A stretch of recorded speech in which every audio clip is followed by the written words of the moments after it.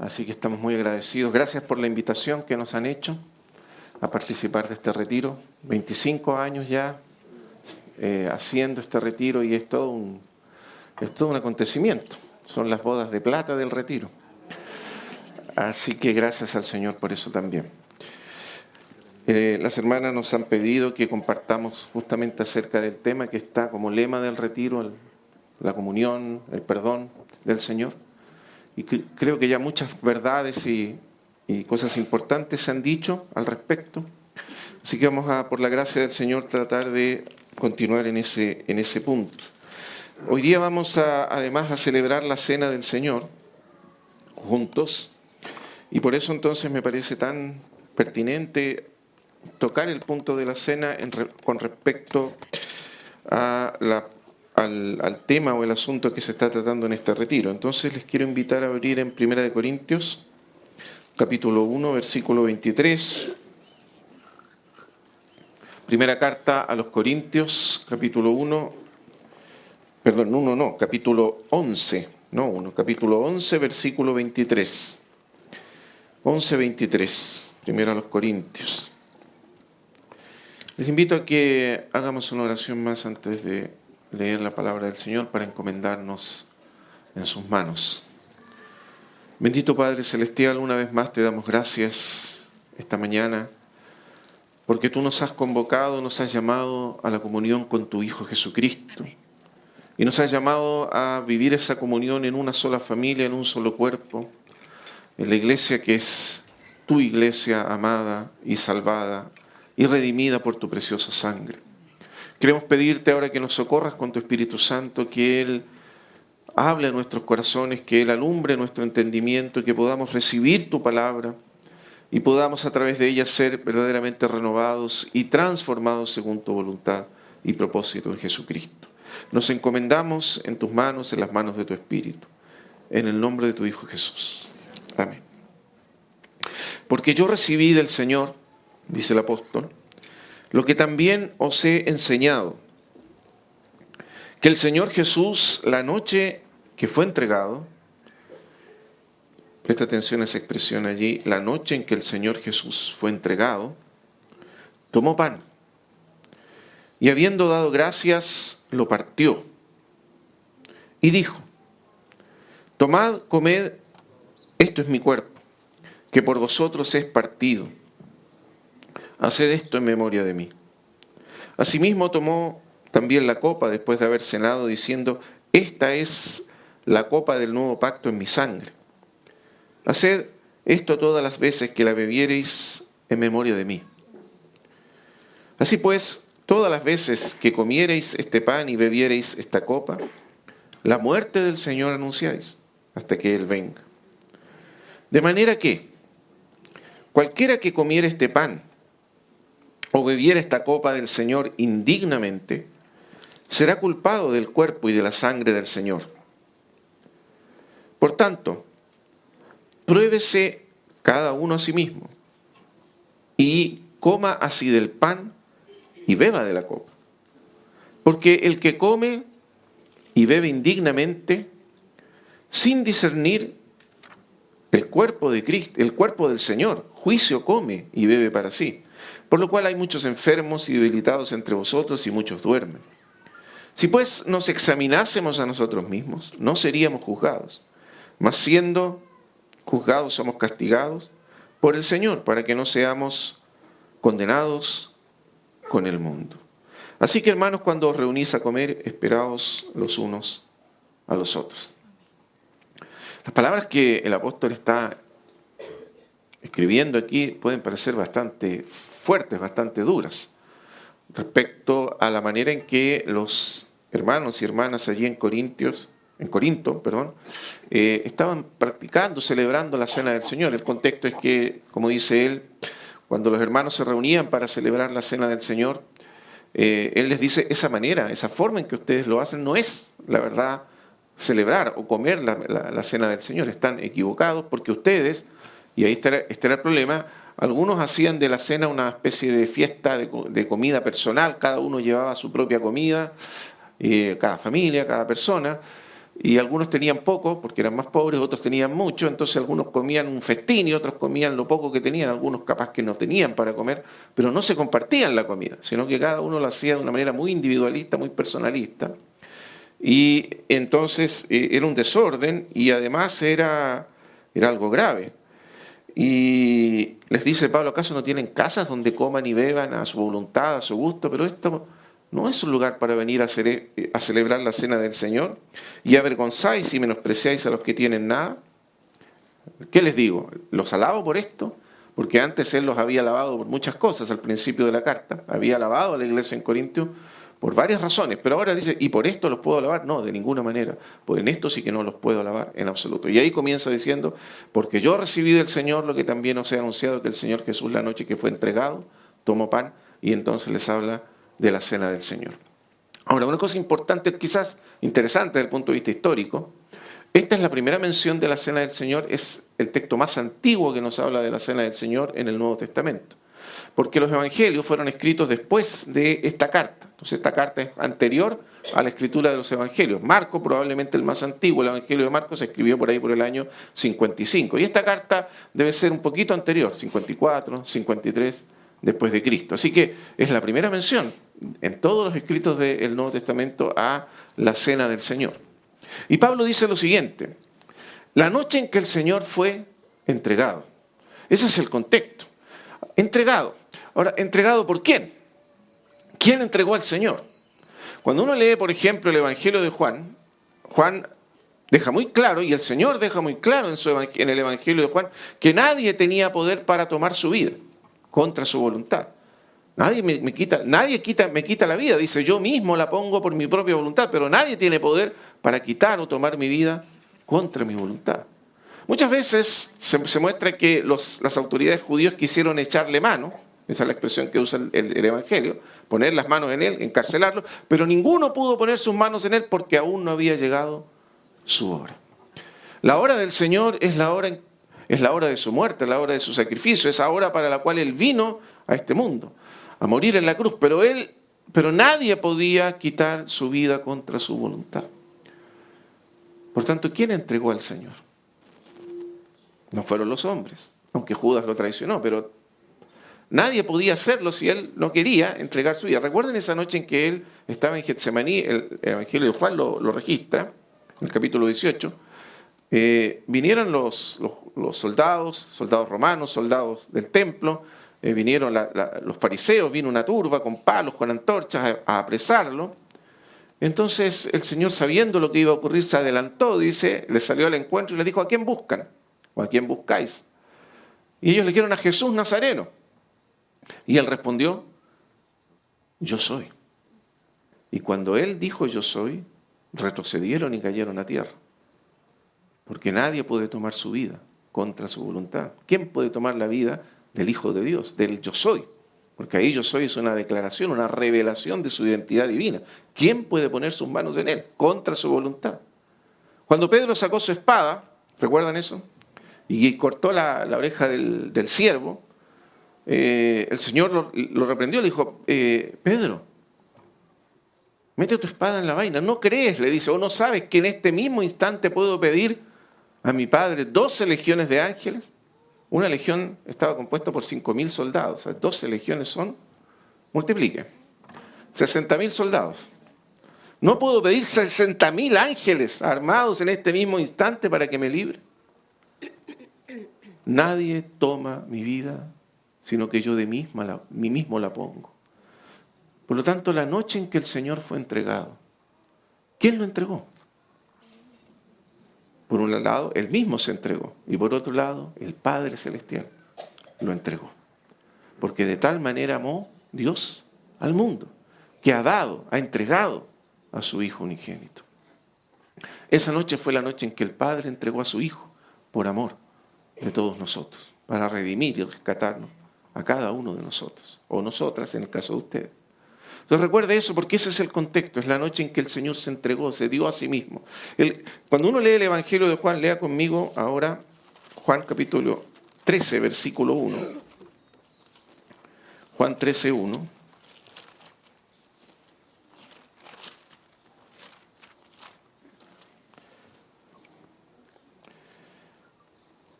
Juan 13:1 es el contexto de la noche en que el Señor fue entregado. Aquí comienza esa noche. Juan nos relata lo que el Señor dijo, habló esa noche a sus discípulos desde el capítulo 13, terminando con la oración del capítulo 17. Por lo tanto, esta es la noche. Y cuando Juan describe esa noche, que entre paréntesis Juan no nos habla del momento en que el Señor instituyó la cena, están los otros evangelios, pero Juan enfatiza esto, observe. 13:1. ¿Cómo describe él esa noche? 13:1. Antes de la fiesta de la Pascua, sabiendo Jesús que su hora había llegado. ¿Recuerda qué significaba esa hora? La hora de su sacrificio, la hora de su muerte en la cruz. Sabiendo Jesús que había llegado su hora. Esa era la noche. Que había llegado para que pasase de este mundo al Padre, pero él iría al Padre a través de la muerte y la resurrección. Y observa aquí, como había amado a los suyos, este es el énfasis, que estaban en el mundo, los amó hasta el fin. Y observe que Juan enfatiza esto. ¿De qué se trata lo que va a ocurrir de ahora en adelante? El Evangelio de Juan puede ser dividido en 3 grandes partes. La primera parte, el énfasis es la vida. Jesucristo, la vida eterna que vino del cielo, y el autor y quien también nos da la vida eterna, es el autor de la vida, pero además es quien nos da vida eterna. Desde eso va en la primera parte hasta el capítulo 8. Del capítulo 8 al capítulo 12, el énfasis es Jesucristo, la luz del mundo. Pero desde el capítulo 13 al último, el énfasis es el gran amor de Cristo. El amor con que Cristo nos amó hasta el fin. Ahora, la expresión hasta el fin tiene 2 significados. Hasta el fin significa que nos amó a pesar de todo y por encima de todo. Pasara lo que pasase, o viniese lo que viniese a su vida. Ustedes saben lo que vendría de esa noche en adelante para él. La agonía del huerto de Getsemaní, cuando él sudó gotas de sangre, pero aún así no desistió de su amor. Él sabía que para salvarnos debía entrar en el horno ardiente de la ira de Dios y soportar todo el peso de la ira justa de Dios por todos los pecados de la humanidad, por todos tus pecados y mis pecados. ¿No es así? Pero aún así Él no desistió, no dejó de amarnos, no nos abandonó, sostuvo nuestra mano. Él estuvo allí en Getsemaní, sudó gotas de sangre, pero no volvió atrás. Nos amó hasta el fin. Y luego, después de haber dicho, Padre, no se haga mi voluntad sino la tuya, y aceptó beber la copa ardiente de la ira de Dios por todos nosotros y en nuestro lugar, luego todo el camino de la cruz, todo lo que viene de ahí en adelante, el juicio, los azotes, las burlas, los golpes, los latigazos que abrieron su carne, prácticamente fue deformado por esos latigazos. Y luego el terrible camino hacia la cruz, cayendo una vez y levantándose, llevando su cruz, y no dejó de amarnos. No abandonó ni desistió de su amor por nosotros. ¿Por quiénes? Por nosotros, pecadores, que no merecíamos nada de Él, que nunca merecimos su amor, que no teníamos derecho a ser amados por Él. No teníamos derecho a ese amor. ¿Usted piensa que teníamos derecho a ser amados por Él de esa manera? Piense quién es Él. Es el Dios eterno, el Dios que creó todas las cosas, el Dios al que hemos ofendido y ofendimos de todas las maneras posibles. ¿No es así? El Dios cuyas leyes y mandamientos transgredimos de todas las maneras posibles. El Dios al que como dice el profeta Daniel al rey, a ese Dios que nos hizo, en cuyas manos están nuestros tiempos y cuyos son todos nuestros caminos, a ese Dios al que nunca honramos. Pero aún así nos amó. Entonces subió el camino de la cruz y finalmente murió crucificado. Y aún clavado en la cruz, abandonado por el mismo Padre, no dejó de amarnos. Nos amó hasta el fin. Ese es el primer sentido.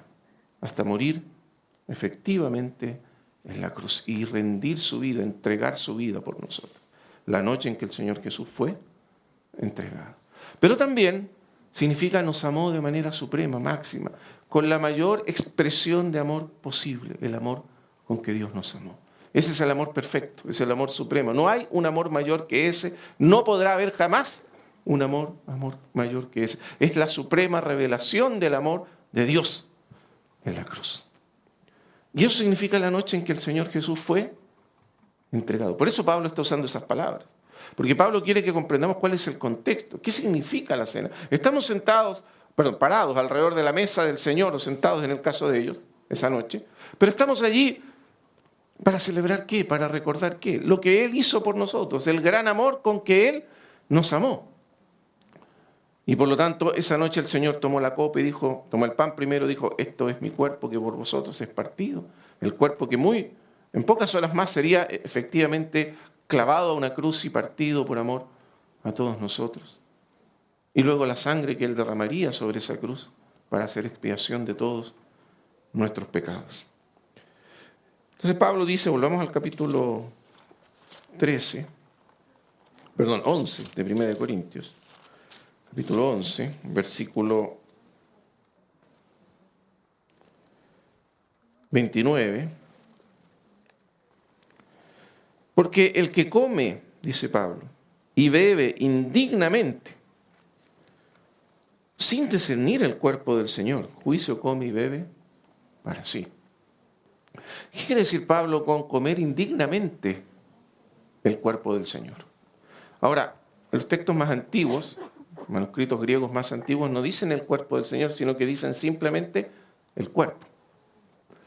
Ahora, algún copista, ¿no es cierto?, encontró que el cuerpo podía ser un poco ambiguo y le agregó del Señor, para que se entendiese que era el cuerpo del Señor. Claramente es el cuerpo del Señor. Pero Pablo dice simplemente sin discernir el cuerpo.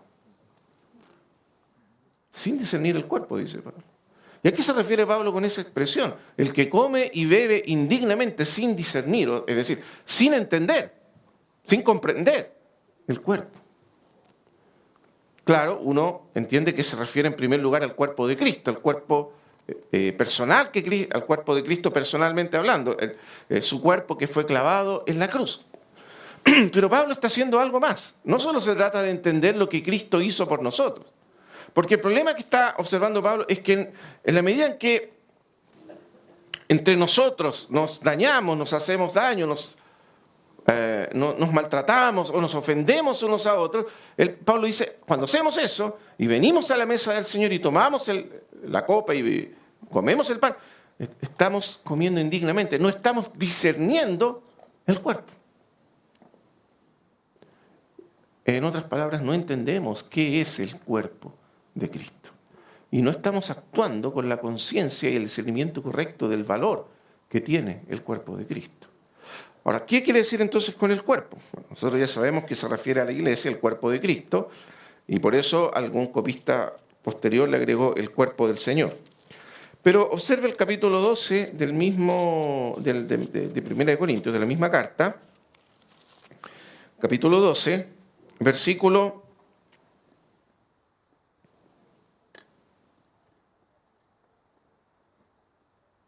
12.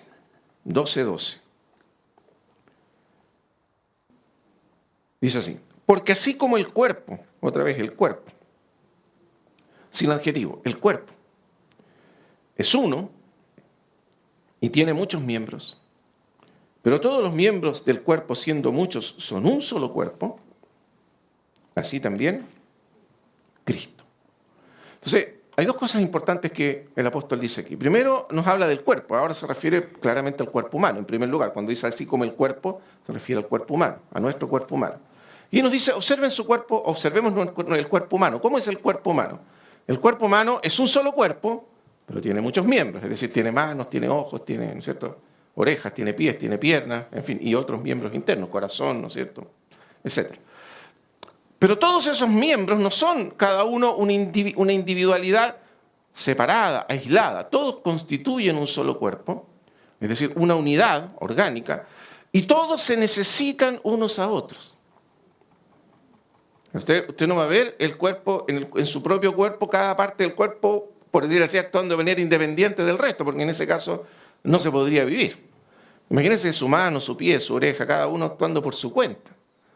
O separándose del cuerpo, o aislándose del resto del cuerpo. Inmediatamente eso perjudica a todo el cuerpo y produciría muerte al cuerpo. De hecho, la enfermedad ocurre cuando una parte de nuestro cuerpo se daña y ya no puede funcionar armónicamente con el resto del cuerpo o servir en su función al resto del cuerpo. A veces algunos de los órganos más insignificantes, como Pablo mismo lo dice aquí, cuando se enferma, afecta a todo el cuerpo. El apéndice, algunos médicos dicen que el apéndice es casi un órgano inútil. Ahora se han descubierto algunas funciones para el apéndice, pero mucho tiempo los médicos decían es un órgano inútil. Pero cuando se enferma el apéndice, ¿cómo lo pasamos? Mal. O sea, todo el cuerpo sufre cuando un solo miembro del cuerpo se afecta. Ahora, el cuerpo tiene, por decir así, una conciencia de ser un cuerpo. El cuerpo no necesita ni pensarlo, es automático. Uno se golpea el dedo pequeño. Bueno, los hombres estamos martillando, me golpeo un dedo con el martillo. Y todo el cuerpo, todo mi cuerpo, mis manos, la otra mano, los pies, todo mi cuerpo actúa inmediatamente en función de ¿qué? De ese pequeño dedo que ha sentido dolor. A eso se refiere Pablo con el cuerpo uno, siendo uno de muchos miembros, pero todos los miembros, por decir así, unidos por una misma vida, siendo una misma unidad y actuando todos con un solo propósito, en el mismo sentido y en la misma dirección. Pero luego dice algo. Muy bien, ese es el cuerpo humano, así es el cuerpo humano, dice Pablo. Pero luego dice, así también Cristo. Y esto es una declaración sorprendente, porque podría decir así también la iglesia. Pero no dice la iglesia, dice Cristo. ¿Qué quiere decir entonces Pablo con Cristo? Claro, no se refiere aquí al cuerpo individual de Cristo, porque si usted sigue leyendo se va a dar cuenta que se refiere a la iglesia, a nosotros, que somos el cuerpo de Cristo. Pero aquí Pablo dice, así también es Cristo, así también funciona Cristo. Y eso quiere decir que nosotros estamos unidos a Cristo de manera tan profunda y tan íntima como siendo su propio cuerpo. De manera que Cristo y nosotros somos, en este sentido, una misma cosa. La iglesia es el cuerpo de Cristo en el mismo sentido en que nuestro cuerpo somos nosotros mismos. Tan unida, tan profunda e íntima es la unidad de Cristo con los suyos. Somos miembros de Cristo. Somos manos de Cristo, pies de Cristo. Eso es lo que quiere decir Pablo. Ojos de Cristo, orejas de Cristo. Somos cada uno un miembro, no de la iglesia. Porque la iglesia, si uno dijera solamente la iglesia, puede pensarlo en términos puramente institucionales o humanos, una congregación, un grupo de hermanos. Pero Pablo no está hablando en primer lugar de un grupo de hermanos, de una congregación. Está hablando de Cristo. Y no está diciendo que somos miembros de una iglesia, está diciendo que somos miembros de Cristo. Somos manos, somos pies, somos ojos, somos bocas, somos narices de Cristo. Y eso simplemente es asombroso. Ahora, ¿cómo llegó a ocurrir algo tan maravilloso que lleguemos a ser miembros de Cristo? ¿Cómo llegamos a estar de esa manera unidos a Cristo? Ahora, como somos miembros de Cristo, también somos miembros los unos de los otros. Estamos unidos en Cristo en un solo cuerpo y estamos unidos los unos a los otros tan cohesionados como están unidos los miembros de un cuerpo. De esa manera estamos en Cristo. De esa manera estamos unidos a Cristo y somos el cuerpo de Cristo. Entonces Pablo dice, qué grave es, dice hermanos, que cuando ustedes comen la cena de esta manera, con dificultades, con divisiones o con ofensas o con situaciones que no han sido resueltas entre ustedes, o como se ha dicho en los días pasados, con amarguras o con resentimientos o con falta de perdón o lo que sea, ustedes no disciernen el cuerpo de Cristo. Y claro, uno podría decir entre las hermanas, pero como somos miembros del cuerpo y en el cuerpo hay hombres y mujeres, en realidad es entre todos los hermanos, hombres, mujeres, niños, mayores, adultos, jóvenes, todos somos miembros del mismo cuerpo. Entonces, a eso se refiere Pablo cuando dice, ustedes están comiendo indignamente la cena del Señor, porque no comprenden el significado de la cena, no comprenden lo que realmente significa la cena del Señor, y es que nosotros somos un cuerpo. Somos el cuerpo de Cristo. Ahora, ¿qué significa todo esto? O cómo, antes de eso, ¿qué significa? ¿Cómo llegamos ahí? Vamos a ir a Juan capítulo 17, Evangelio de Juan capítulo 17. Recuerden, volvamos a la noche de la cena. Todavía estamos en la noche de la cena del Señor. La noche en que el Señor estableció la cena. Y en esa noche termina, ese momento termina, que es el momento de extrema intimidad de Jesús con los suyos, donde el Señor revela el corazón, su corazón a los suyos, porque es la noche en que el Señor los amó hasta el fin. Y en esa noche termina esa reunión con ellos, la reunión de la cena, con una oración. El Señor ora por sus discípulos. Y esta oración ha sido llamada la oración sacerdotal de Jesús, o la oración sumo sacerdotal del Señor. Porque lo que hace Él, así como el sumo sacerdote de Israel presentaba al pueblo de Israel, ahora el Señor presenta a los suyos. Ahora, observa con atención que desde el capítulo 13 en adelante, el énfasis del Evangelio está en el amor de Cristo, no por el mundo, no por la humanidad, no por todos los hombres, que es verdadero, ese es el énfasis anterior. Pero a partir de ahora, el énfasis es el amor de Cristo por los suyos, los que son suyos. Ese es el énfasis.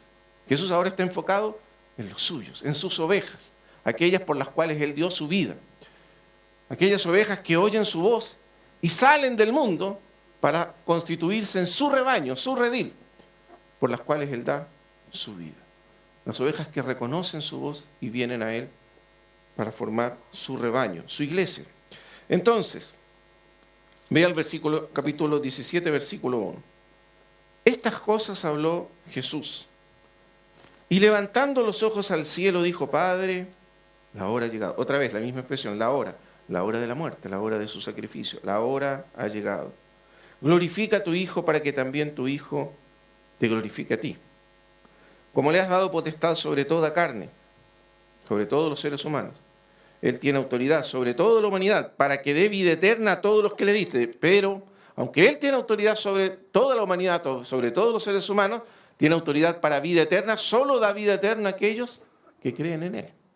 Aquellos que el Padre le dio son los que creen en Él. Esos vienen a ser los suyos, los que le creen, los que le reciben, los que reciben su palabra, los que creen en Él son los suyos. Y la oración que Él va a hacer ahora es por los suyos, que tú me diste, Padre, a mí. El Padre se los dio.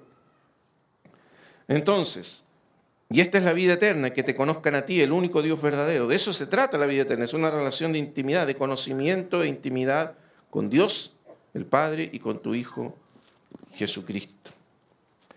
Ahora, observa el versículo 6. He manifestado tu nombre a los hombres que del mundo me diste, otra vez, los suyos. Tuyos eran y me los diste y han guardado tu palabra. Ahora vea el 9. Yo ruego por ellos, es una oración por específicamente los suyos, los que creen en Él. No ruego por el mundo, sino por los que me diste, porque tuyos son. Y todo lo mío es tuyo y lo tuyo mío, y he sido glorificado en ellos. Es decir, esos que son suyos son también del Padre. Y así como Él los ama, el Padre los ama. O el amor con que Él ama a los suyos es el mismo amor con que el Padre los ama a ellos también. Y en realidad, y esto parece un juego de palabras, pero no lo es, son suyos porque el Padre se los dio. Porque estos son los hijos que el Padre escogió y amó desde antes de la fundación del mundo.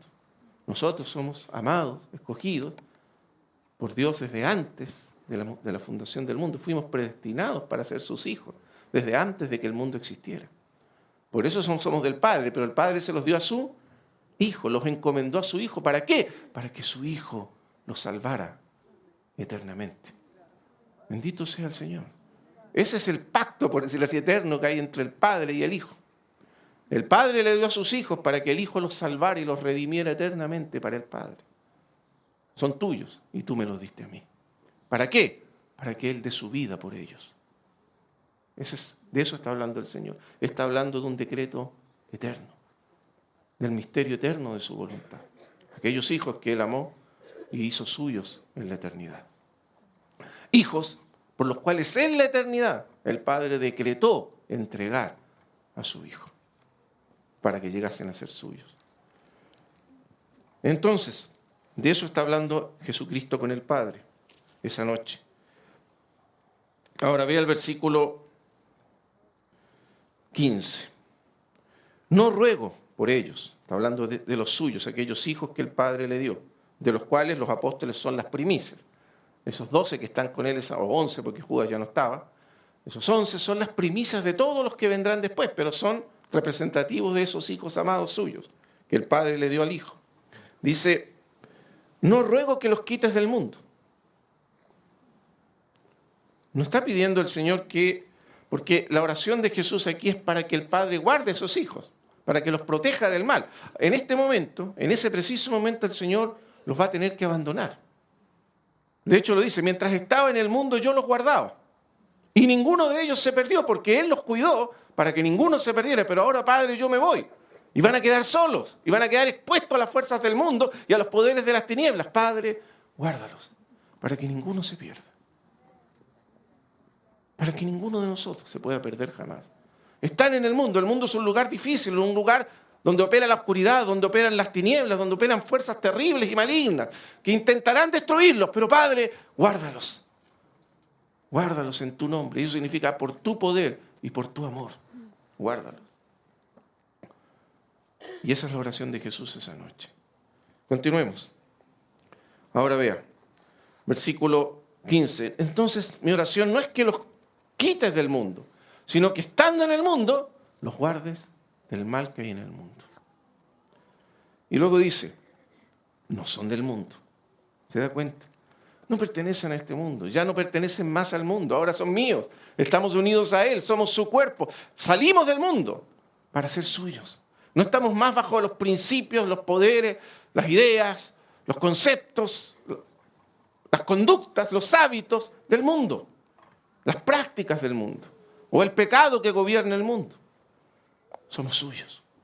Ya no son más del mundo, son míos, porque Él nos salvó del mundo. Él nos sacó del mundo y nos hizo suyos. Bendito sea el Señor. Entonces, ya no están en el mundo, no son en el mundo, como yo tampoco soy del mundo. Versículo 17. Esta es una de las frases claves de toda la oración de Jesús. Santifícalos en tu verdad. Tu palabra es verdad. Como tú me enviaste al mundo, así yo los he enviado al mundo. Los he enviado como testigos. Así como Él fue separado y consagrado por Dios desde la eternidad para ser enviado al mundo, ahora Él los santifica, los consagra, los separa del mundo, en primer lugar, para luego enviarlos al mundo también, como sus testigos. Así como Él vino al mundo para ser testigo del Padre, nosotros somos enviados al mundo. Estamos en el mundo y somos enviados por Él al mundo, ¿para qué? Para ser sus testigos. Somos testigos de Él. ¿De quién es Él? De su amor, de su gloria. Para eso somos enviados al mundo. Y ahora el 19. Y por ellos yo me santifico a mí mismo, para que también ellos sean santificados en la verdad. ¿Qué significa esa frase? ¿Por qué? Dice el Señor esto. Porque esta es la frase central. Observe con atención. El sumo sacerdote está orando por su pueblo, por los suyos. Pero ¿qué tenía que hacer el sumo sacerdote para, una vez al año, para consagrar, separar, dedicar al pueblo de Dios y mantenerlo apartado del mundo y de los poderes destructivos del mundo? Tenía que ofrecer un sacrificio. Y Jesús está diciendo, yo soy ese sacrificio. Yo por ellos me consagro como un sacrificio, como una ofrenda. Yo por ellos consagro mi vida para morir por ellos. Es por ellos que yo doy mi vida. Es por ellos que yo muero. Es por ellos que presento este sacrificio. Por eso dice, Padre, por ellos yo me santifico a mí mismo. Por ellos yo me separo, me consagro, como leía nuestra hermana de Isaías 53, como un cordero que va al sacrificio, que carga con sus pecados, para que ellos sean también santificados, separados, consagrados en la verdad, es decir, para ti, Padre, y sean tuyos. Por ellos yo doy mi vida. Qué palabras, ¿verdad? Por ellos yo doy mi vida. Pero no ruego solamente por estos que están aquí conmigo, sino por todos los que han de creer en mí por la palabra de ellos. Porque la oración de Jesús no abarca solo a los 12, sino a todos los otros que vendrán después, que creerán en Él por el evangelio que ellos predicarán, que los apóstoles predicarán al mundo. Y entre esos estamos nosotros. En esta oración, cuando Él dice, ruego por todos los que creerán, también estamos nosotros. Está rogando por todos nosotros. Y observe la oración, para que sean... ¿Cuál es la oración de Jesús? ¿Qué pide el Señor Jesús al Padre? Que sean uno. Y esta oración es la oración en que el Señor pide para que a través de su sacrificio se constituya, se forme su iglesia, su cuerpo. Eso es lo que está pidiendo. Que todos ellos se unan a mí y se unan a nosotros, Padre, y sean uno en nosotros. Eso es el cuerpo de Cristo. Esa es la unidad. Es así que se creó el cuerpo. Es en la cruz, cuando Él murió por nosotros, porque Él dio su vida por nosotros, que en Él todos nosotros fuimos unidos a Él, y que en Él unidos a Dios el Padre, para que en nosotros sean uno. Esa es su petición, que sean uno. Para que el mundo crea que tú me enviaste. Entonces el Señor está diciendo algo muy importante aquí, que en nuestra unidad de amor se refleja el amor con que Dios ama al mundo. Y que si nosotros no vivimos o no caminamos en esa vida de unidad que expresa su amor, hacemos nulo el testimonio de Jesucristo. Porque ¿cómo puede el mundo creer en ese amor si nosotros no nos amamos unos a otros con el mismo amor? Eso está diciendo Jesús.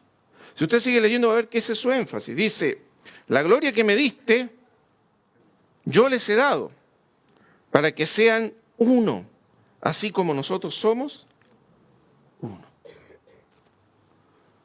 La gloria que me diste, yo les he dado, para que sean... ¿De qué gloria está hablando el Señor Jesús aquí? ¿A qué se refiere con la gloria que me diste, yo les he dado? ¿Cuál es la gloria del Señor Jesús? ¿Qué gloria es esa de la que el Señor Jesús habla aquí? Ahora, por supuesto, el Señor comparte eternamente la gloria del Padre como Dios. Él posee, Él por sí mismo, la misma gloria que el Padre, eternamente como Dios. Pero aquí Él se refiere a algo más específico. Se refiere a su gloria como Hijo amado, eternamente amado por Dios. Es su gloria como Hijo. La gloria que me diste, la gloria de ser el Hijo amado, aquel que satisface plena y eterna y absolutamente el corazón de Dios. Es aquel en quien todo el amor del Padre está eternamente enfocado. Es su Hijo amado, único. Por eso así comienza el Evangelio. Gloria como del unigénito del Padre. Literalmente gloria como el único y amado Hijo del Padre. Aquel en quien el Padre tiene, como dice el mismo Padre, toda su complacencia. Aquel para quien el Padre creó todas las cosas, porque todas las cosas fueron hechas por medio de Él y para Él. Para que Él tenga toda la preeminencia, para que Él sea cabeza de todas las cosas y por encima de todo. Todo fue creado por medio de Él y para Él, porque el Padre ama al Hijo y ha dado y ha puesto todas las cosas en sus manos. Esa es su gloria. La gloria de ser el Hijo único amado de Dios. Pero esa gloria, Él la compartió con nosotros.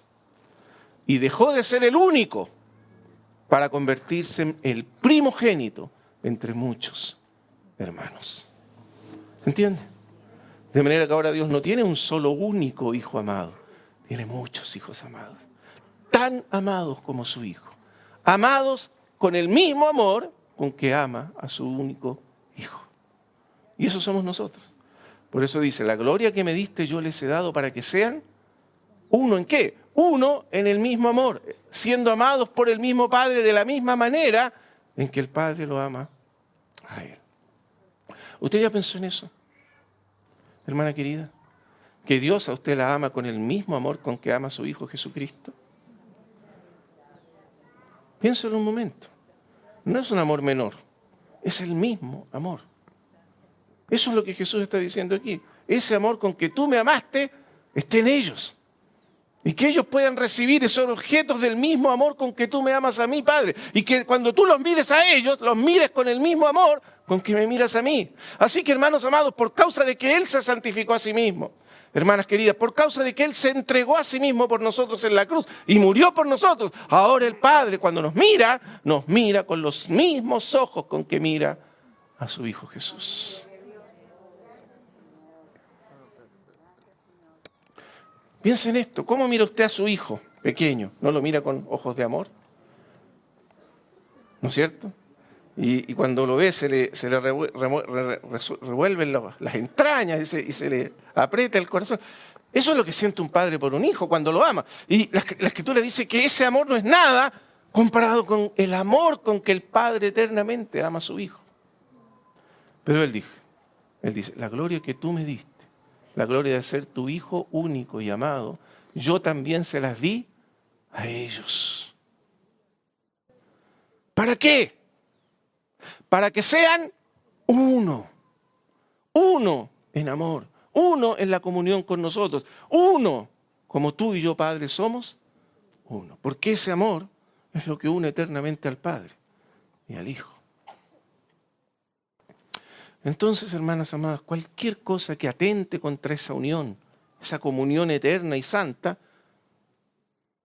ofende radicalmente lo que Cristo hizo por nosotros, o anula lo que el Señor hizo por nosotros. Ahora, esa comunión eterna del Padre y del Hijo, ese amor con que el uno y el otro se aman eternamente, se realiza, se expresa, se vive eternamente en el Espíritu Santo. El Espíritu Santo es el vínculo de comunión que une eternamente al Padre y al Hijo. Y por eso la Escritura llama al Espíritu el Espíritu Santo de la comunión, o habla de la comunión del Espíritu. Dice, el amor del Padre, de Dios el Padre, la gracia del Señor Jesucristo y la comunión del Espíritu Santo. Las tres cosas son idénticas. El amor del Padre equivale a la gracia de Jesucristo y la gracia de Jesucristo equivale a la comunión del Espíritu Santo. Pero en la vida de la iglesia, quien realiza esa comunión, esa unidad de amor perfecta, es el Espíritu Santo. Porque Él es el vínculo de amor que une eternamente al Padre y al Hijo. Juan dice, lo que hemos visto, lo que hemos oído, lo que hemos contemplado y tocaron nuestras manos tocante al verbo de vida, porque la vida fue manifestada y la hemos visto. Y testificamos y os anunciamos la vida eterna, 1 Juan 1 en adelante, 1:1, la cual estaba con el Padre y se nos manifestó. Lo que hemos visto y oído, esto también nos anunciamos, para que también vosotros, y aquí está la clave, tengáis comunión con nosotros. ¿Sí? Para que esa vida que compartimos, que tocamos, que experimentamos, que contemplamos nosotros, se refiere a los apóstoles, también sea la vida que ustedes toquen, contemplen, palpen con sus manos, para que participemos juntos de la misma vida. Y nuestra comunión no es meramente una cuestión humana, social, de afinidades humanas, no tiene nada que ver con eso. No son relaciones meramente humanas. Nuestra comunión, nuestros vínculos, nuestras relaciones, la comunión que tenemos unos con otros, dice él, es la comunión del Padre y de su Hijo Jesucristo. O sea, nosotros estamos en la tierra santa de la Trinidad. Y allí tenemos comunión. ¿Se entiende? De manera que el vínculo que tengo con mi hermano, la relación que tengo con mi hermana, no es meramente una relación de afinidad humana. Es un vínculo mucho más poderoso, más profundo, más grande que cualquier vínculo humano. Es más grande que el vínculo de un padre con un hijo o de un esposo con una esposa, que son los vínculos más profundos que existen en este mundo. Pero esos vínculos son temporales, un día terminarán, un día en la eternidad. Ya no habrá padres, madres e hijos, no habrá esposo ni esposa, pero los vínculos eternos en Cristo son para siempre y seguirán. Porque es el vínculo que une eternamente al Padre y al Hijo en amor. Y en ese vínculo fuimos injertados por el Espíritu Santo. ¿No es eso maravilloso, hermanos, hermanas? Por eso, para que sean uno, como tú, Padre, en mí y yo en mí, que sean perfectos en unidad. Y la perfección de esa unidad es la perfección del amor. Porque lo dice, es el amor lo que hace perfecta la unidad. Y por eso Pablo dice, el amor es el vínculo perfecto. Nada más grande que el amor. En ese sentido, es el amor de Dios. Ahora, ¿cuál es el énfasis? El énfasis no es el amor con que nosotros nos podemos amar unos a otros. porque el amor no parte con nosotros. El énfasis está en el amor con que Él nos amó a nosotros primero. Si ese amor no cautiva nuestro corazón, no podemos amarnos unos a otros. Es imposible que humanamente nos amemos unos a otros. El amor, esa clase... casi me caigo. Hay que tener cuidado, aquí hay poco espacio. Ese amor es un amor divino, viene de Dios, nace de Dios y solo puede ser engendrado en nuestro corazón como respuesta al amor de Dios. Si conocemos su amor, seremos capaces de amar con ese amor. Si no lo conocemos, no podemos amar con ese amor. Por eso el mundo no puede amar de esa manera, porque no conoce ese amor. Ese amor es una respuesta del corazón humano al amor de Dios, porque el amor de Dios ha sido derramado en vuestros corazones por el Espíritu Santo que nos fue dado. Y ese es el amor que nos capacita. Entonces, cuando Pablo habla del cuerpo de Cristo, y hay una carta entera de Pablo dedicada al cuerpo de Cristo, a hablarnos del cuerpo de Cristo y a expresar o a mostrar. Y algunos lo que es el cuerpo de Cristo. Y muchos comentaristas dicen que en esta carta es como el testamento final y supremo de Pablo.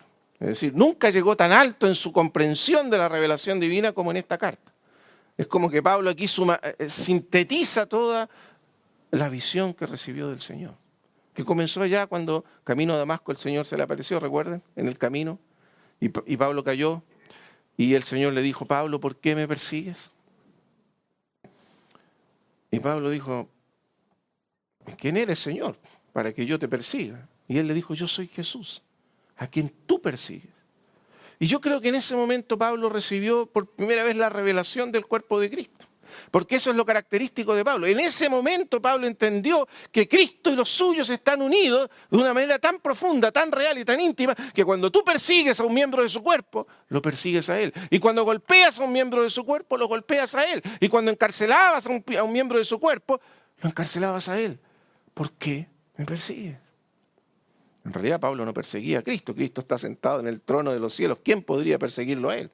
Pero perseguía a su cuerpo, a su iglesia. Y para Cristo era que lo perseguían a él.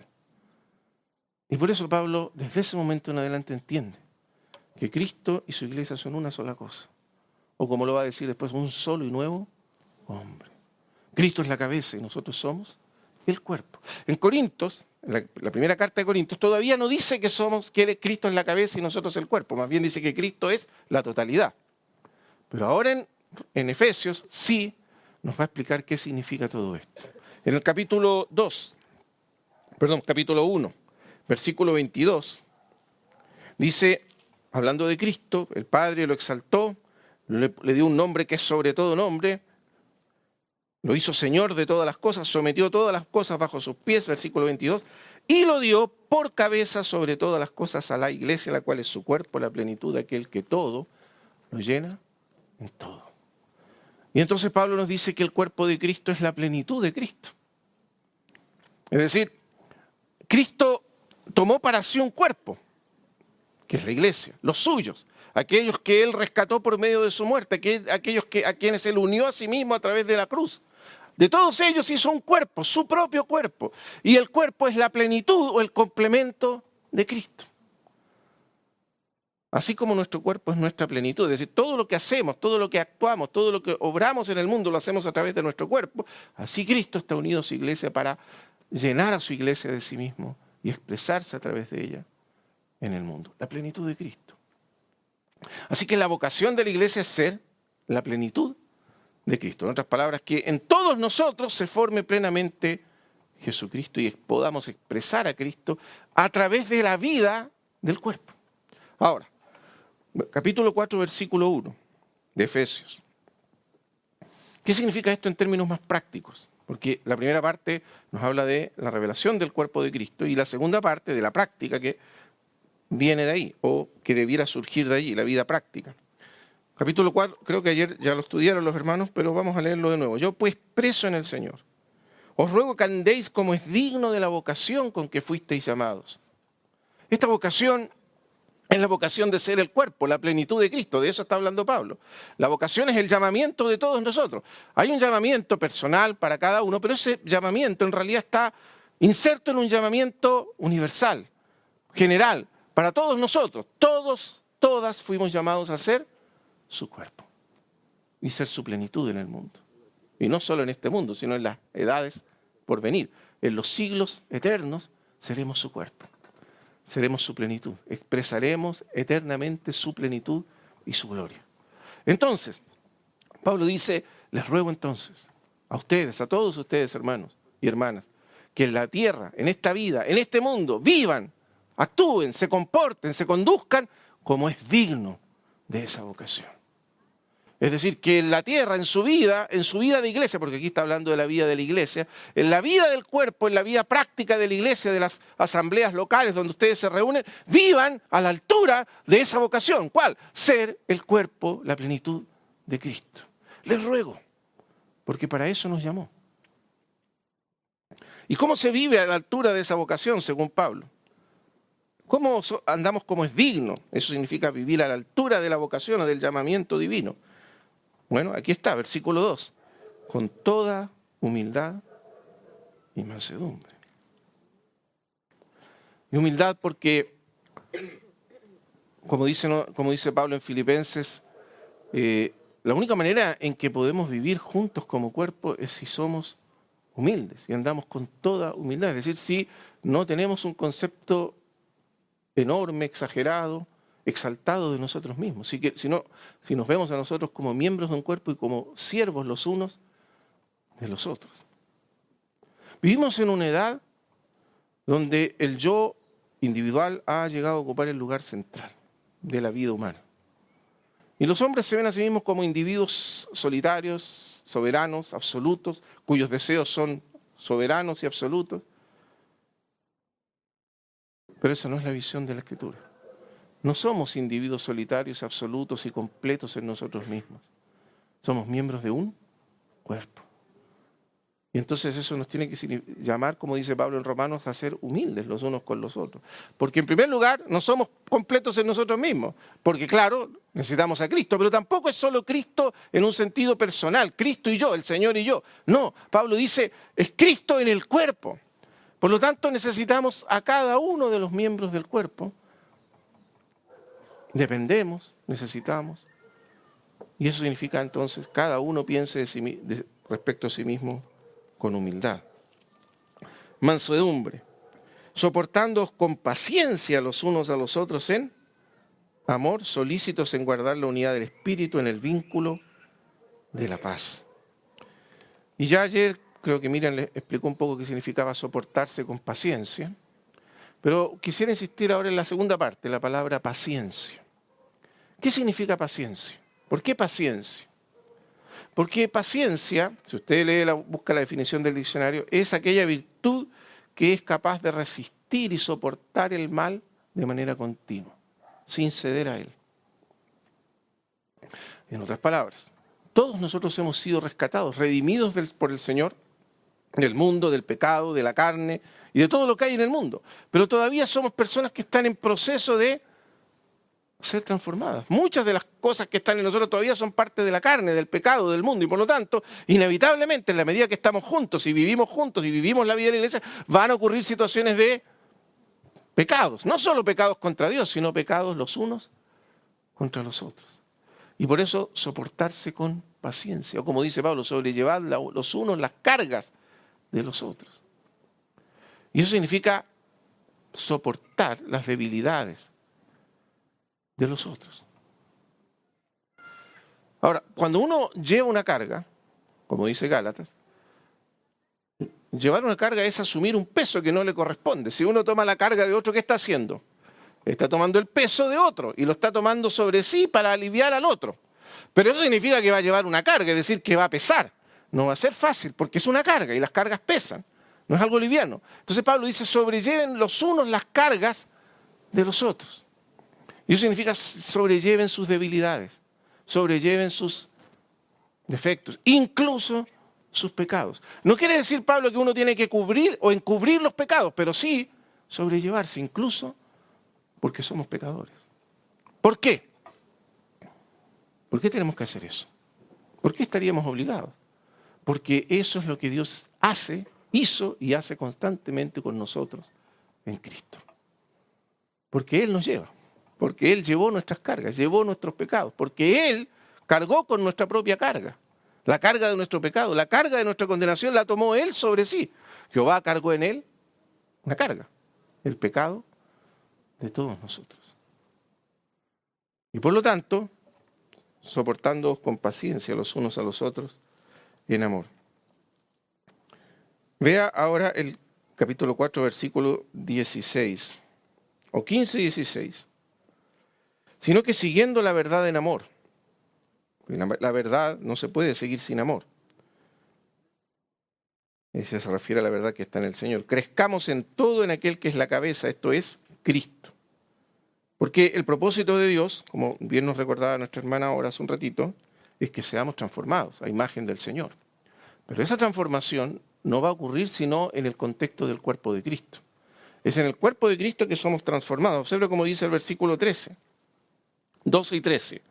A fin de perfeccionar a los santos para la obra del ministerio, es decir, el ejercicio del ministerio, el servicio mutuo de los santos, produce la edificación del cuerpo. El cuerpo crece, se edifica a medida que los santos ejercen su ministerio, unos hacia otros. ¿Hasta cuándo?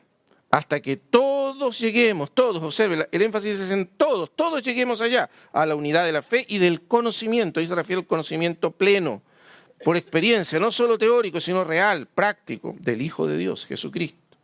Y ahora, a un varón perfecto, a la medida de la estatura de la plenitud, o sea, hasta que lleguemos todos a ser semejantes, plenamente, maduros, perfectos, como Jesucristo. Todos y todas.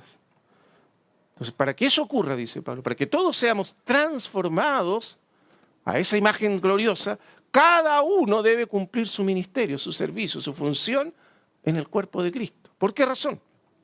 Porque Cristo es más grande que cada uno de nosotros, infinitamente más grande que cada uno de nosotros particularmente. Y aunque, por muy grande que sea un siervo de Dios, vamos a pensar en Pablo, qué hombre, qué siervo de Dios en la historia tuvo más dones, más gracia, más entendimiento y más vida, por decir así, del Señor que Pablo. Pero aún Pablo no es más que una pequeña medida de Cristo. Por lo tanto, necesitamos a todos los miembros del cuerpo para tener la plenitud de Cristo. Si falta uno, algo menos de Cristo habrá. Por eso entonces Pablo dice hasta que todos lleguemos. Y por eso cada uno debe ejercer su función, su ministerio, para que la plenitud de Cristo, que está repartida, distribuida entre todos, entonces sea incorporada, sea asumida por todos juntos. Y podamos crecer y ser transformados. Pero Pablo dice, para que eso ocurra, de manera práctica, tenemos que seguir la verdad en amor, versículo 15, y crecer en todo, en aquel que es la cabeza, en carácter, en pensamiento, en conducta, en práctica, en todo, asemejarnos a Cristo, que es la cabeza. Ahora, ¿cómo crecemos en la cabeza? O uno pudiera decir también, crecemos hacia la cabeza, crecemos hasta ser incluidos plenamente en Cristo y ser semejantes a Él. ¿Cómo hacemos eso? Ahora el versículo 16. De que en todo el cuerpo, otra vez, el énfasis es todo. Observe que Pablo siempre el énfasis es todo el cuerpo, todos nosotros, bien concertado y unido entre sí. O cohesionado sería la otra palabra correcta, cohesionado, unido entre sí. ¿Cómo se une el cuerpo? Ahora, en la práctica, claro, el cuerpo es una metáfora. Nosotros no somos literalmente un cuerpo. Es una metáfora para hablar de nuestra unidad en Cristo, de lo que somos en Cristo. En el cuerpo real, literal, los miembros se unen, dice Pablo, por las coyunturas y los ligamentos. ¿No es cierto? O sea, los huesos están unidos porque la estructura fundamental del cuerpo es el esqueleto. Pero ¿cómo se une el esqueleto? Los diferentes huesos están unidos por ligamentos. ¿No es cierto? Ahora, si uno cortara los ligamentos, los huesos se separarían y no podrían trabajar juntos. Por eso los ligamentos unen los huesos y permiten que trabajen juntos. Y esa es la estructura básica del cuerpo. Sobre esa estructura de huesos y ligamentos vienen los músculos, viene la carne y viene el resto del cuerpo y los órganos del cuerpo. Pero la estructura básica son esos huesos que están unidos por ligamentos. ¿Qué quiere decir Pablo entonces? El cuerpo bien concertado, unido entre sí por todos los ligamentos, las coyunturas y ligamentos, recibe su crecimiento. Es decir, Imagínese la cabeza como siendo la fuente del alimento, de la vida del cuerpo. Pero el alimento, dirá Pablo, va a fluir hacia el cuerpo y va a tocar a cada miembro del cuerpo a través de las coyunturas, de los ligamentos. Si los ligamentos están rotos, están cortados, ¿qué va a ocurrir? El cuerpo se va a atrofiar, va a dejar de recibir la vida de la cabeza. Porque, por ejemplo, si la mano se desconecta del brazo, ¿qué le va a pasar a la mano? Se va a secar, se va a morir, se va a atrofiar. ¿No es así? Cualquier ligamento roto produce inmediatamente daño al cuerpo. Cualquier coyuntura que se quiebre, ¿qué produce? Que la vida de la cabeza no pueda fluir hacia el cuerpo y el cuerpo entonces no puede crecer como debiera. Y Cristo no puede ser formado en el cuerpo. Por eso dice, de quien todo el cuerpo, bien concertado. Concertado significa bien unido, cohesionado. ¿Cómo? Por las coyunturas y ligamentos. Eso es lo que cohesiona el cuerpo, las coyunturas y los ligamentos. Si esas coyunturas funcionan, entonces el cuerpo crece. Pero si no funcionan, el cuerpo se atrofia y no puede crecer. Por las coyunturas y ligamentos recibe su crecimiento de la cabeza para ir edificándose o creciendo, madurando en amor. Y esa es la clave, amor. Entonces la pregunta es, hermanas, ¿qué son esas coyunturas y ligamentos que son tan vitales para el crecimiento del cuerpo? ¿De qué está hablando Pablo por las coyunturas? Claro, es una metáfora, pero en la realidad, ¿qué significan coyunturas y ligamentos? Y la respuesta es, son los vínculos, las relaciones de amor entre nosotros, en el cuerpo de Cristo. En otras palabras, no existe nada más santo, ni más real, ni más vital para la vida del cuerpo y para el crecimiento del cuerpo y para que Cristo sea formado en nosotros que nuestras relaciones. Nuestras relaciones son vitales. Por eso alguien ha dicho que la iglesia, acuñando una nueva palabra, es esencialmente relacional. Si no comprendemos, dice Pablo, que nuestros vínculos, nuestras relaciones son, por decir así, sagradas, santas, no comprendemos el cuerpo de Cristo. Por lo tanto, nada debe ser más cuidado, guardado, con celo, santo, que nuestras relaciones, que nuestros vínculos, que nuestra comunión de los unos con los otros. Si hay algo que se introduce en medio, que daña esa relación, entonces el cuerpo entero será dañado. Y eso es no discernir el cuerpo de Cristo. Vea cómo dice entonces, capítulo 4:17. Esto pues digo, disculpen, y requiero en el Señor. Ahora, observe que el 17 viene a continuación del 16. Nosotros tenemos un subtítulo y parece que empezar a hablar de otro tema, pero Pablo no cambia de tema, está en el mismo tema. Esto pues digo y requiero en el Señor, que ya no andéis como los otros gentiles que andan en la vanidad de su mente. En otras palabras, ¿cómo andan los gentiles? ¿Están unidos? ¿Se aman unos a otros? ¿Se cuidan unos a otros? ¿Valorizan sus vínculos y relaciones de manera sagrada y santa por encima de todo lo demás? ¿O más bien se valorizan a sí mismos y viven para sí mismos y son ellos lo más importante y todo lo demás no importa y si tengo que romper relaciones y si tengo que romper matrimonios y vínculos con el que sea por causa de mí mismo, para satisfacerme a mí mismo lo voy a hacer? Eso es andar en la vanidad de la mente. Y así, dice Pablo, viven los gentiles, los otros gentiles que no han recibido el Evangelio. ¿Se entiende? ¿Por qué hace ese contraste? Entonces, cuando Pablo habla de la vanidad de la mente, no se refiere solamente a nuestra experiencia individual, se refiere a todo aquello que impide que los hombres vivan unidos. Hoy día mismo, ayer mismo, ustedes vieron una horrible guerra que empezó ahí en Israel. Hombres que se odian, que están dispuestos a matarse, a masacrarse unos a otros. Así viven los otros gentiles, dice Pablo, en la vanidad de su mente, porque viven para sí mismos, viven centrados en sí mismos, en sus propios yo, en sus propios deseos, en sus propios intereses. Pero ustedes, dice Pablo, ustedes, hermanas, no han aprendido así a Cristo. Ese no es el Jesucristo que ustedes recibieron. Ustedes no recibieron a Cristo de esa manera, sino que lo recibieron como aquel que dio su vida por nosotros y nos amó hasta lo sumo y hasta el fin. Y perdonó todas nuestras transgresiones, todas nuestras ofensas, todo lo que hicimos contra Él, lo perdonó. Hermanos amados, por eso el Señor una vez explicó esto. Dijo, Pedro le preguntó, ¿cuántas veces perdonaré a mi hermano que peque contra mí? ¿Recuerdan esa pregunta? Entonces Pedro estaba preocupado, dijo, a lo mejor tengo que perdonar muchas veces. Bueno, el Señor le dijo, no una vez, ni siquiera 7. Pedro pensó que 7 ya era como, ¿no es cierto? Hasta 7, dijo él. Y eso es mucho, ¿no es cierto? Ahora, presta atención. ¿Qué es pecar contra una persona? ¿Qué quiere decir la Escritura? Mi hermano pecó contra mí. ¿Qué es pecar? Pecar es ofender. Pecar es dañar.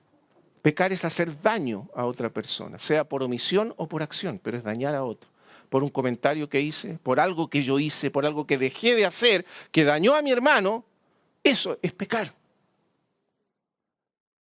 Porque a veces pensamos que, estaba hablando hace un rato con Cristian de esto, que lo que necesitamos es pedir disculpas, pero una disculpa, cuando pedimos disculpas, en realidad estamos diciendo yo no quise hacerlo, discúlpame, no era mi intención. Pero pecar no era la intención. Pecar es cuando hacemos daño a otros. ¿Se entiende lo que estamos diciendo? Entonces Pablo dice, ¿qué pasa si tu hermano peca contra mí? Perdón, el Señor. Si tu hermano peca contra ti. Te ofende, te daña, hace algo que te daña. ¿Qué debes hacer? ¿Cuántas veces debo perdonar a mi hermano? Preguntó Pedro. Hasta 7. No, le dijo el Señor. Sino hasta 70 veces 7. Ahora, uno podría hacer la multiplicación, son 490 veces al día. Yo no sé si alguien será capaz de ofendernos de esa manera 490 veces al día. Seguro que no le hablaríamos nunca más en la vida a alguien que nos hiciera así. ¿No es así? Estamos hablando de dañarnos, decir, por ejemplo, hablar mal de mí, ofenderme o dejar de hacer algo. Bueno, usted sabe, las ofensas son infinitas. Pero la pregunta es, ¿por qué debiéramos perdonar 490 veces al día? Voy a contar una historia breve, disculpe que se nos vaya el tiempo, pero quiero contar una historia.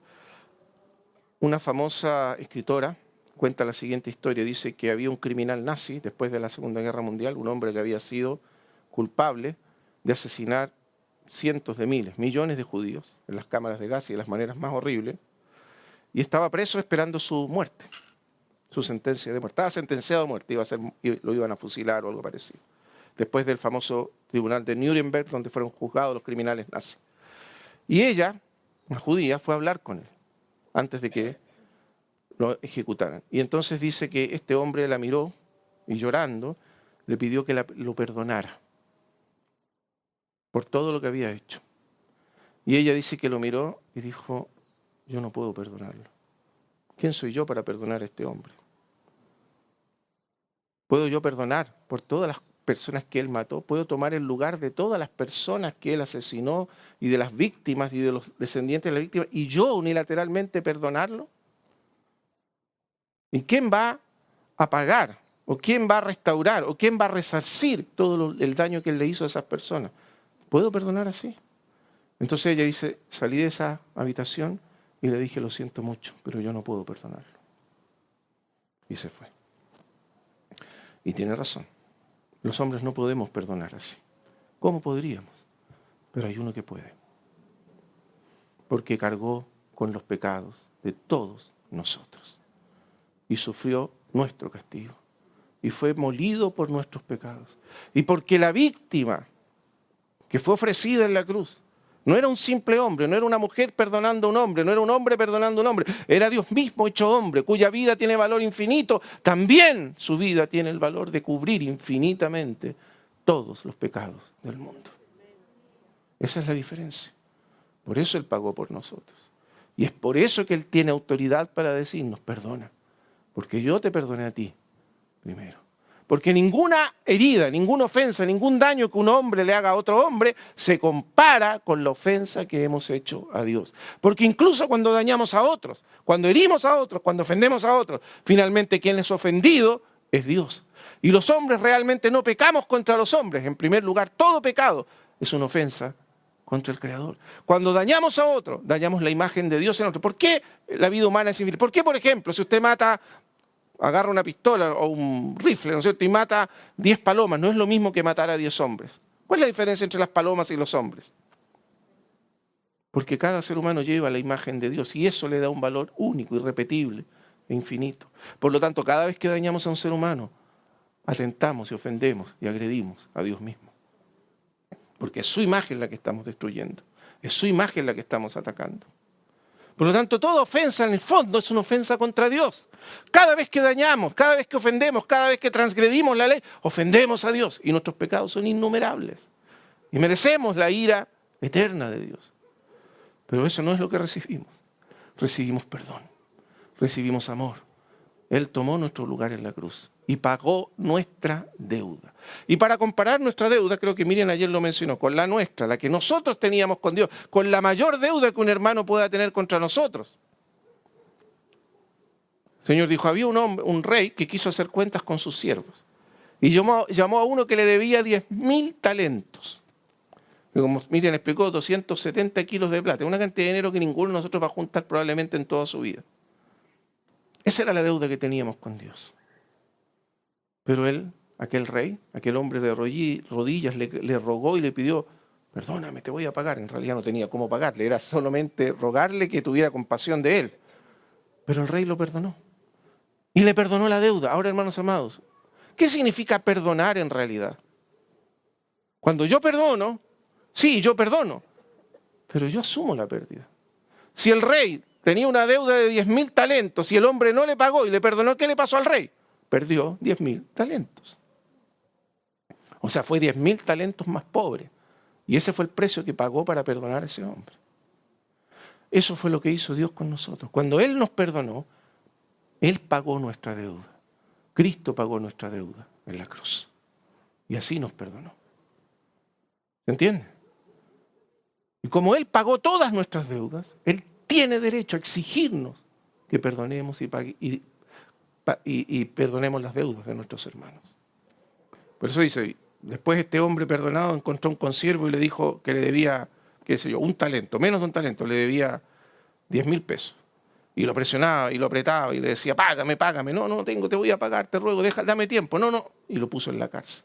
Cuando el rey oyó eso, llamó al siervo y le dijo, siervo malo, no te perdoné yo tanto. ¿Y no podías tú perdonar a este otro que no te debía casi nada? Pónganlo en la cárcel. Y no va a salir de allí hasta que pague todo lo que me debe. Y como la deuda que tenemos con Dios es impagable, nunca saldremos de allí. ¿Se dan cuenta? ¿Cuánto te perdonó el Señor? Y por eso Él te dice, perdona a tu hermano. Y por eso entonces Él te dice, cuida esas relaciones, esos vínculos. Vamos a terminar aquí. Y no actuemos como los gentiles que viven para sí mismos y solo pensando en sí mismos. Versículo 29, capítulo 4. Ninguna palabra corrompida. Una palabra corrompida es una palabra que ofende al otro, que daña al otro, que está diseñada para herir al otro. Hermanos, hemos dado cuenta que todas las malas palabras tienen la función, la razón o el propósito de ofender y de herir al otro, rebajándolo. Partiendo por las palabras más simples, idiota, imbécil, pero eso ya es una manera de... Y de ahí vienen otras que son 10.000 veces peores. Pero todas las palabras corrompidas quieren dañar al otro. Ninguna de esas salga de vuestra boca, sino la que sea buena para la necesaria edificación, la que edifique, la que bendiga, la que alienta al otro, a fin de dar gracia a través de las palabras a los que oyen. Y, aquí está, no contristéis al Espíritu Santo de Dios. No entristezcan al Espíritu, porque la comunión que ustedes tienen, los vínculos que ustedes tienen son santos, son del Espíritu. Cuando ustedes dañan esos vínculos, ustedes entristecen al Espíritu, lo contristan. ¿Y qué ocurre en ese momento? El Espíritu Santo se retira y ya no opera más en nuestra vida, porque lo hemos contristado. ¿Y cómo lo contristamos? Observen el versículo 31. Quítense de vosotros amarguras, enojos, iras, griterías, maledicencias y toda malicia. Todo eso contrista al Espíritu. Antes, sed benignos unos con otros. ¿Qué es ser benigno? Bondadosos. Tener un corazón de bondad, de bien hacia el otro. Incluso cuando el otro no lo merece, porque de eso se trata. Sean benignos como Dios es benigno con nosotros y nos hace bien y nos trata bien cuando nosotros solo merecemos su justicia y su ira. Hemos hecho lo malo. Misericordiosos. Misericordioso es ponerse en el lugar del otro. Perdonándoos unos a otros. Ya explicamos lo que era el perdón. Como Dios, y aquí está la clave. ¿Por qué? Como Dios os perdonó también a vosotros en Cristo. 5.1. Entonces, resumen. Sed pues imitadores de Dios como hijos amados. Hijas amadas. Imiten a su Padre. ¿Qué hizo su Padre? Canceló nuestra deuda. Entregó a su Hijo para pagar nuestra deuda. Pagó nuestra deuda con la sangre de su Hijo. ¿Qué cosa puede ser más grande que esa? Comparado con eso, ¿qué pérdida podemos tener nosotros cuando perdonamos? Si Él perdió todo para perdonarnos. Imiten a Dios como hijos amados y anden en amor. Vivan en amor los unos con los otros, como también Cristo nos amó y se entregó. El Padre lo entregó, pero Él se entregó también. ¿Se entiende? El Hijo no fue obligado, no fue forzado. El Hijo se entregó de un solo corazón, de una sola mente, de un solo pensamiento, uno con el Padre en un mismo amor. Él se entregó también por nosotros. Ofrenda y sacrificio a Dios en olor fragante. Así andemos los unos con los otros. Sí, que el Señor nos dé gracia. ¿Tu hermano pecó contra ti? ¿Cuántas veces tienes que perdonarlo? 70 veces 7. Ahora tú dirás, no siento amor en mi corazón. No puedo sacarme la rabia, la amargura, la ira que me produjo esta situación. Es cierto, no puedes cambiar, nadie puede cambiar sus sentimientos. No tienes que cambiar tus sentimientos. Tienes que hacer lo que el Señor hizo. Simplemente decir, no siento, pero así como el Señor me perdonó, te perdono. Y conceder ese perdón. Y así entonces seremos como nuestro Padre Celestial. Y así seremos más semejantes a Él. Y así permitiremos que el cuerpo siga funcionando y no sea dañado. Y Cristo sea formado en nosotros. Amén. Oremos al Señor. Padre Celestial, te damos gracias por tu palabra. Permite que en estos días tu Espíritu continúe hablando en nuestros corazones. Si alguno de nosotros necesita perdonar, si alguno necesita reconciliarse con su hermano, buscar a su hermano o hermana, si alguno necesita perdonar a otras personas, danos esa gracia. Danos la capacidad de decirte perdono así como Dios me perdonó a mí en Cristo. Ese es el fundamento del perdón. No nuestra capacidad de perdonar o nuestra capacidad de saldar nuestras deudas. Es la acción única, eterna y exclusiva en que tu Padre cancelaste y perdonaste toda nuestra deuda por medio de tu Hijo Jesucristo. Ese es el origen de todo el amor y de todo el perdón que puede actuar y operar en este mundo. Te damos gracias porque somos el cuerpo de Cristo, que Él ganó por su propia sangre, que Él adquirió por su sacrificio y nos unió a sí mismo para que estemos eternamente unidos a Él y los unos a los otros en amor. Gracias, Padre, en el nombre de tu Hijo Jesús.